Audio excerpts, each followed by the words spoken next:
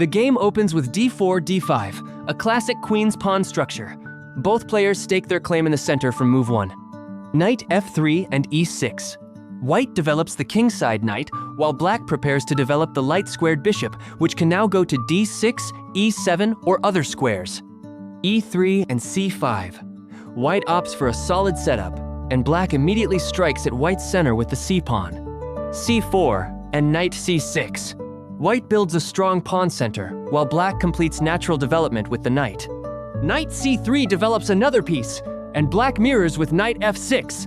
Both sides are racing to complete kingside development. D takes c5, and bishop takes c5. White captures the pawn, and black immediately recaptures with the bishop, maintaining central influence. A 3 prepares b4 to kick the bishop, and black plays a 6, ready to drop the bishop back to a 7 if needed. b4 forces the bishop to decide, and it retreats to d6, a more active square than a 7, eyeing the kingside. Bishop b2 develops the light-squared bishop on the long diagonal, and black castles kingside, tucking the king to safety. Queen d2 prepares to castle, and black brings the queen to e7, connecting the rooks and keeping options open. Bishop d3 completes white's development, and black captures on c4 with d takes c4, opening the d file.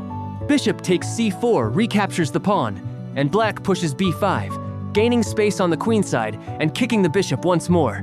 Bishop d3 retreats again, and black plays rook d8, doubling on the d file and adding pressure down that open column. Queen e2 and bishop b7. White repositions the queen while black completes development, placing the bishop on the long diagonal. White castles kingside, finally bringing the king to safety. Black responds with knight e5, a strong move that centralizes the knight and prepares active piece play. The knight eyes f3 and d3 from its powerful central post. Rubinstein could have kept the knight on c6, maintaining the status quo, but knight e5 improves black's position and prepares to reroute pieces for a kingside assault. Knight takes e5 and bishop takes e5. White eliminates the powerful knight, but black recaptures with the bishop, which now controls the long diagonal and eyes both f4 and the kingside. The bishop on e5 is a monster piece. White could have left the knight alone and played rook f1 to e1, but that would leave knight e5 dominating the center unchallenged. f4 attacks the bishop, and it slides to c7, maintaining the diagonal. White gains space, but also weakens the kingside. e4 builds a massive pawn center, and black responds with rook a8 to c8, activating the last piece and eyeing the c-file. e5. White advances aggressively, trying to push black back, but this move fatally weakens the light squares around the king. Black responds with bishop b6 check, a key intermezzo that forces the king to h1 and disrupts white's coordination. White's pawn storm looks intimidating, but the light square weaknesses around the king will prove catastrophic. Keeping the pawn on e4 with a move like rook f1 to e1 was steadier, but white wanted to seize space. King h1 steps out of check, and black plays knight g4, launching a direct assault on the weakened light squares around white's king. Bishop e4 tries to shore up the light squares, and black brings the queen to h4, eyeing the h2 square and coordinating with the knight on g4. The queen and knight together create a mating net that white cannot escape.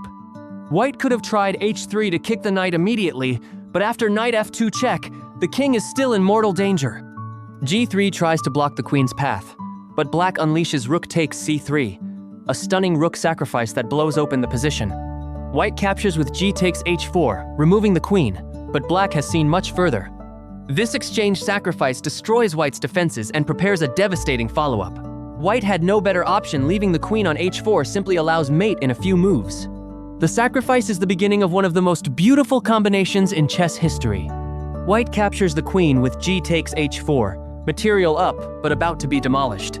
Black plays rook d2. The second rook crashes into white's position, threatening the queen and controlling the second rank.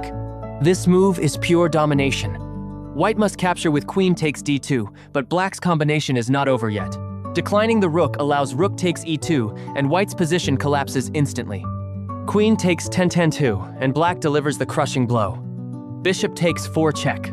The bishop removes white's key defender and gives check, forcing the queen to g2. After queen g2, black has the final elegant strike prepared.